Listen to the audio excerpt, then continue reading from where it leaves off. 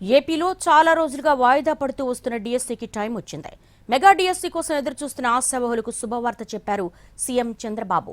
DSC notification విడుదల చేయడంతో పాటు సమ్మర్ హాలిడేస్ తర్వాత స్కూల్స్ రీఓపెన్ అయ్యేలోపు టీచర్ పోస్టులు భర్తీ చేస్తామని స్పష్టం చేశారు. తల్లికి వందనం పథకాన్ని కూడా చదువుకునే పిల్లలందరికీ వర్తింపచేస్తామన్నారు. ఆంధ్రప్రదేశ్లో టీచర్ పోస్టుల భర్తీపై సీఎం చంద్రబాబు నాయుడు కీలక ప్రకటన చేశారు. ఏప్రిల్లోనే మెగా డీఎస్సీ ప్రక్రియ ప్రారంభిస్తామన్నారు. ఎంపికైన వారికి జూన్లోపు ఉద్యోగాలు ఇస్తామన్నారు.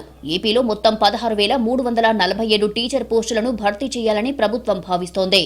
ఇందులో 7,725 స్కూల్ అసిస్టెంట్ పోస్టులు, 6,371 ఎస్జీటీ, 1,781 టీజీటీ, 286 పీజీటీ, 52 ప్రిన్సిపల్, 132 పీఏటీ పోస్టులు ఉన్నాయి. వేసవి సెలవులు ముగిసి జూన్లో స్కూల్స్ ప్రారంభమయ్యే నాటికి కొత్త టీచర్లు అందుబాటులో ఉండేలా ప్లాన్ చేసింది ప్రభుత్వం. నోటిఫికేషన్ విడుదల చేయడం మాత్రమే మిగిలింది.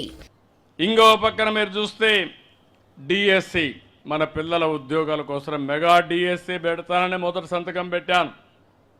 రేపు జూన్ లోపల డిఎస్సి పరీక్షలు ఈ నెలలోనే ప్రారంభించి జూన్ లోపల ఉద్యోగాలు ఇచ్చి తిరిగి స్కూళ్ళన్నీ రీఓపెన్ చేసే లోపల కొత్త టీచర్లందరినీ పోస్ట్ చేసే బాధ్యత నాది.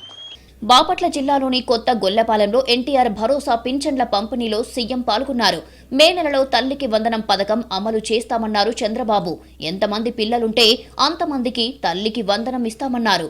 ఏపీ సర్కార్ పెన్షన్ల కోసం ఏటా 33,100 కోట్లు ఖర్చు చేస్తోందని, దేశంలో ఏ రాష్ట్ర ప్రభుత్వం ఏపీతో సమానంగా పెన్షన్లు ఇవ్వటం లేదన్నారు సీఎం.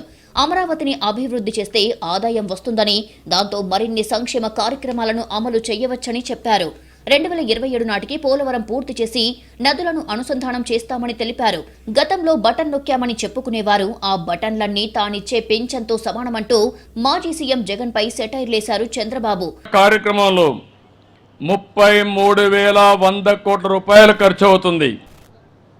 భారతదేశంలో ఎక్కడా లేదు.